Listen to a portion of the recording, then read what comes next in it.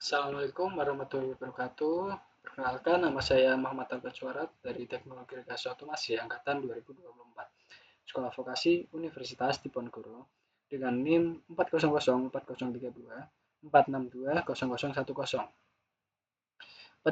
Pada kesempatan kali ini, saya akan membahas mengenai sistem microcontroller yang mencakup pada GPIO, peripheral, dan FreeRTOS pada sistem embedded. Oke, langsung saja pada slide berikutnya. Nah, sebelum kita memasuki materi inti, kita kenali dulu dua platform pada microcontroller yang sangat populer di dunia industri atau saat ini lah, yaitu ada ESP32 dan STM32.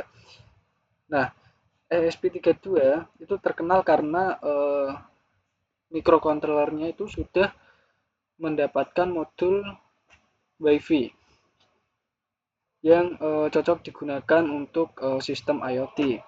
Nah, selanjutnya itu STM32 yang mana itu banyak digunakan pada dunia industri karena performa yang sangat tinggi dan tingkat presisinya yang sangat tinggi, maka STM32 ini banyak digunakan di dunia industri. Dan dilengkapi juga dengan peripheral yang sangat lengkap, seperti itu. Lanjut, nah, pada materi selanjutnya yaitu mengenai GPIO, yang mana GPIO itu merupakan fitur yang paling dasar dalam microcontroller. Nah, GPIO itu bisa digunakan sebagai input untuk membaca tombol atau high dan low. High low. Nah, dan untuk outputnya itu bisa digunakan untuk mengontrol si aktuator, yang mana sebagai contoh itu sebagai aktuator LED, relay, buzzer, dan lain-lain.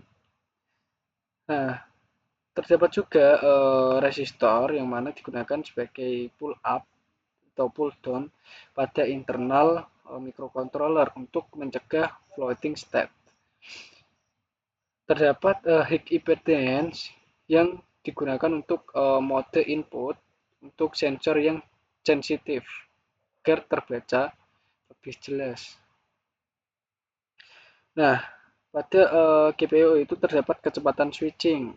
Nah, GPIO pada STM32 itu mampu melakukan toggle hingga puluhan megahertz, yang mana ini idealnya untuk protokol bit binding. Selanjutnya itu ada interrupt timer, yang mana interrupt itu memungkinkan microcontroller itu merespon kejadian secara langsung tanpa harus terus melakukan pengecekan. Nah, sementara timer itu digunakan untuk pengaturan waktu yang presisi tanpa membebani CPU. Yang mana mekanisme tersebut itu memungkinkan CPU itu merespon kejadian eksternal secara instan tanpa perlu polling. Nah, diantaranya itu terdapat hardware timer yang mana itu menghitung waktu secara independen dari si CPU. Terdapat ISR yang fungsinya untuk menangani kejadian yang kritis. Dan precision yang mana itu sangat akurat digunakan untuk aplikasi yang menggunakan time sensitive.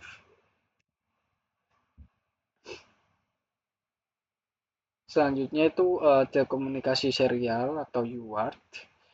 Nah, UART itu menggunakan jalur yang namanya TX dan RX untuk mengirim dan menerima data. TX itu sebagai pin pengirim data dari serial bit ke perangkat penerima, yaitu RX atau receiver. Pin penerima itu dari pengirim eksternal.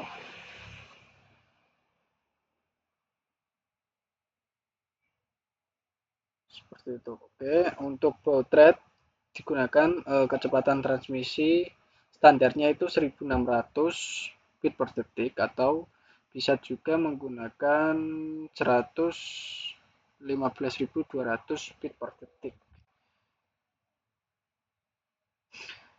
Nah, pada baud rate tersebut itu banyak digunakan untuk debugging GPS, GSM maupun komunikasi antar microcontroller. Selanjutnya itu ada ADC atau analog to digital converter, yang mana ADC itu berfungsi untuk mengubah sinyal analog menjadi data digital yang bisa diproses oleh microcontroller. Contohnya untuk pembacaan suhu, pembacaan cahaya, dan pembacaan potensiometer, di mana menggunakan sinyal analog yang diubah ke sinyal digital pada microcontrollernya. Nah, pada DC itu mengonversi tegangan kontinu antara 0 sampai 3,3 volt.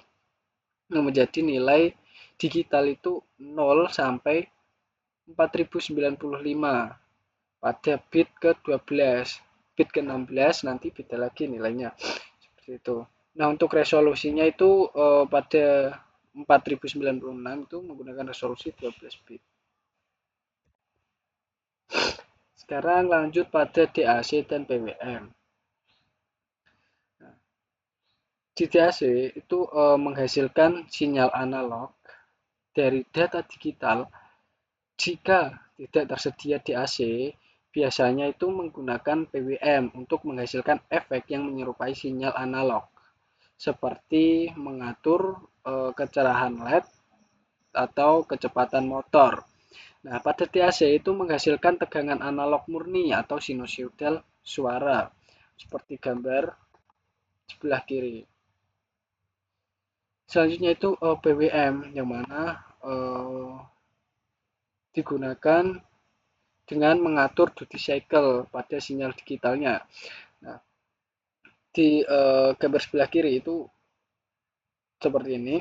Itu PWM itu mengatur duty cycle-nya, lebar pulsa atau kecil pulsanya untuk menentukan timingnya. Nah, selanjutnya pengaplikasiannya yang digunakan itu bisa menggunakan dimming LED dan kontrol kecepatan pada motor DC. Selanjutnya itu ada I2C, baseband sensor, yang mana I2C itu menggunakan dua kabel, yaitu SDA dan SCL. Nah, keunggulannya itu adalah banyak sensor yang dapat dihubungkan pada jalur yang sama karena masing-masing memiliki alamat yang unik. Seperti itu.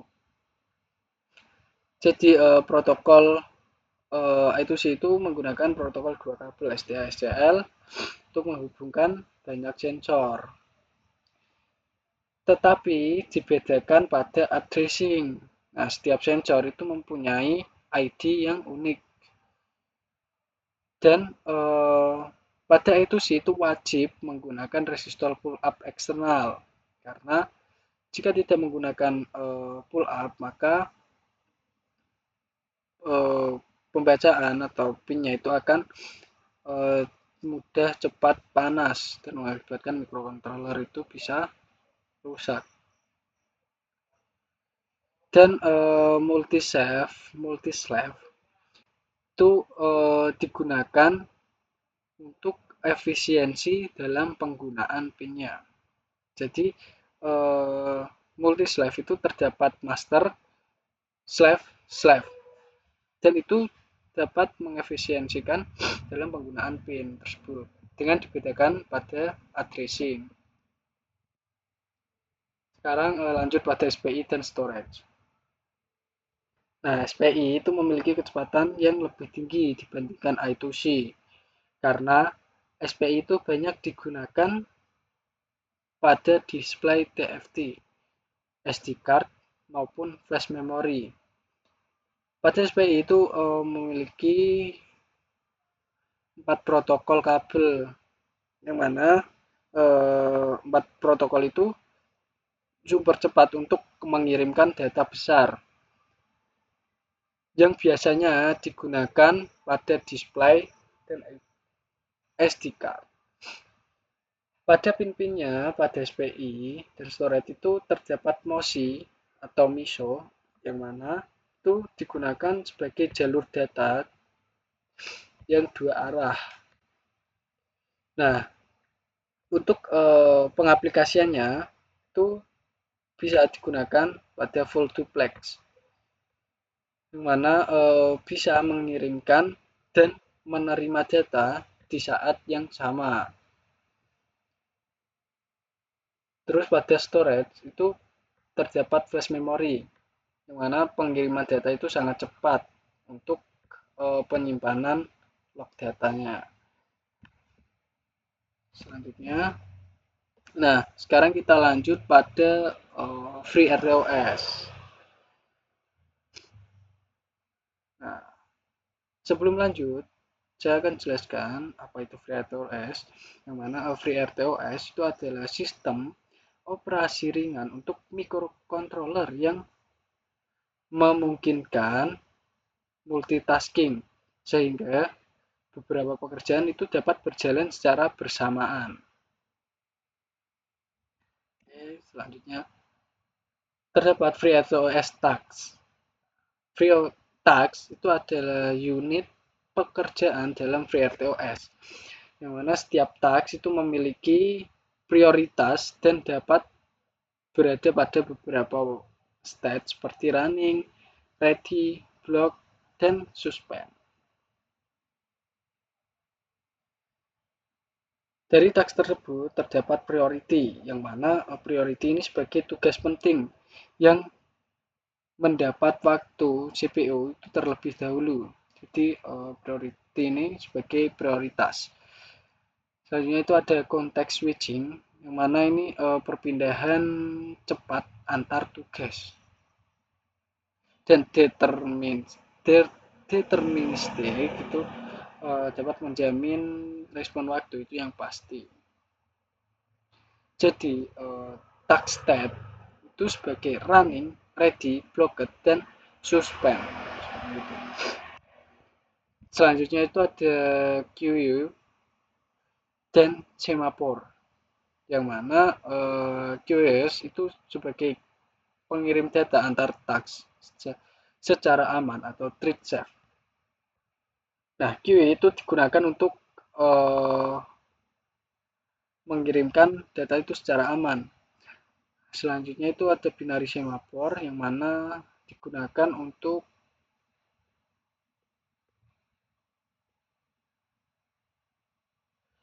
sinkronisasi dan pengaturan akses terhadap sumber daya bersama atau sebagai interrupt biasanya. Selanjutnya itu ada counting semaphore, yang mana ini mengelola akses sumber daya terbatas. Selanjutnya itu ada timer dan notification.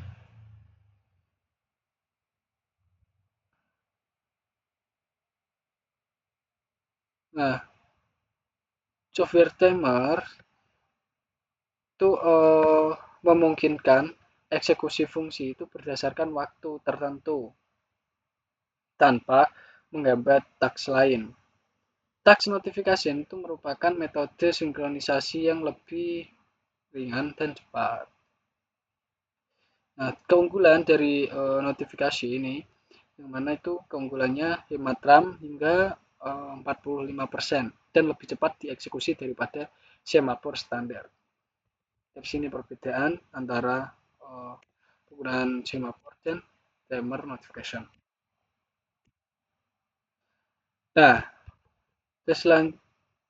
selanjutnya itu advanced memory, yang mana dalam sistem embedded terdapat stack, heap, dan static. Nah, ini itu sebagai pengelolaan memori yang sangat penting agar sistem itu berjalan stabil. Di sini itu terdapat fungsi utama dari stack, yang mana fungsi utamanya itu variabel lokal dan alamat retum. Dengan manajemen FreeRTOS-nya itu dialokasikan per task. Dan heap itu alokasi dinamis atau malloc, port malloc, itu dikelola oleh skema heap 1 sampai dengan heap 5. Pada statik, itu fungsi utamanya digunakan pada variabel global dan konstanta. Dengan manajemen FreeRTOS-nya itu tidak berubah secara runtime. Selanjutnya itu networking. Networking ini memungkinkan perangkat itu terhubung ke interrupt menggunakan Wi-Fi atau internet. Dengan protokol yang umum digunakan antara lain itu MQTT, HTTP, HTTPS, dan OTA. Nah, di sini MQTT itu protokol ringan untuk IoT yang biasanya digunakan pada sistem-sistem IoT. HTTP itu komunikasi web standar yang biasanya bisa diakses lewat Google Chrome atau jenisnya. OTA itu update software via nirkabel.